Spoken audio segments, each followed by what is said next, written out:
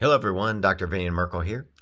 Wanted to give you a little tip on ALS, amyotrophic lateral sclerosis, also known as Lou Gehrig's disease. A doctor here had a question about a patient, 39 years old, ALS, has two young kids, 3 and 6. He's wheelchair bound. Do you think it's worthwhile to do the SBN testing, etc.? Well, I've seen just a handful of ALS patients over my many years of practice. And I do remember them quite well, but there's not very many. I can only remember 4. I think there was another one, but I remember 4 very clearly.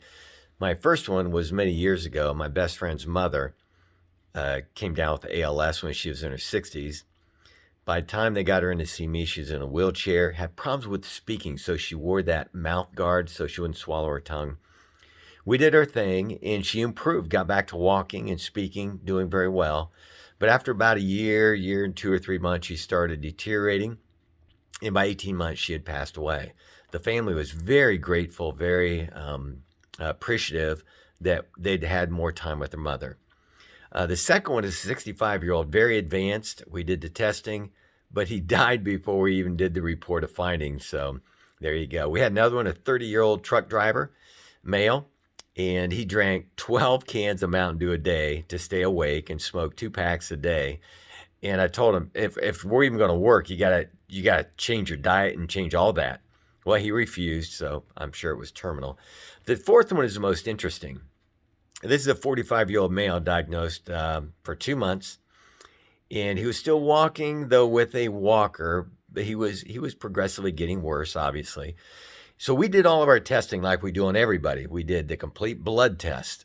We did the hair test. We did the UTEC. And there are, on these autoimmune, these neurological conditions, there are always toxic heavy metals that people aren't getting rid of. And so we did all the testing. And, we did all the treatment, vitamins and everything. And in 1 year, he had no symptoms of ALS. None.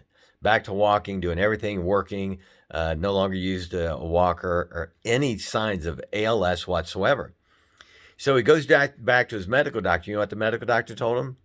Well, I guess you don't have ALS because you're not dead. So anyway, the question is, can you help? I don't know. But what I recommend you do is you do your best every time.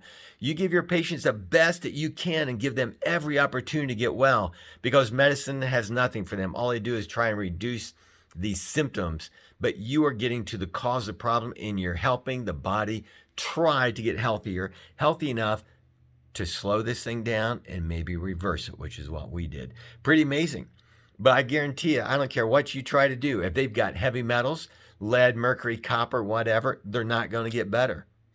They've got uranium and things like that. Their body's reached a threshold of there are so many toxins, so many things tearing down the body that it can't keep up. So you might get someone like, who's the astronomer who lived for many years with ALS, because there's different types of ALS. And if the ALS affects your breathing, you're dead. If the ALS affects your heart, you're dead. But this, you guys know who I'm talking about. For some reason, it just blanks my mind. It'll come to me when I'm done with this. But his ALS did not affect his breathing and heart. It affected his body structure, but those nerves in the central nervous system that controlled his breathing and heart and other critical functions were not directly, immediately affected by ALS. Otherwise, he'd have died many years ago. But his physical structure died, but the internal workings didn't. And so there's different types of ALS. But the main thing, I believe the cause is mostly all the same. The body's breaking down, tearing down, just like with MS. The body's breaking down faster than it can repair. You do your job, get them tested, and I think you'll see great results too. So again, do your best every time. Give them every recommendation, every test that's needed so you can provide the best results, and you got test results to guide you and make sure they're getting better. So have a great day. I'm Dr. Merkel.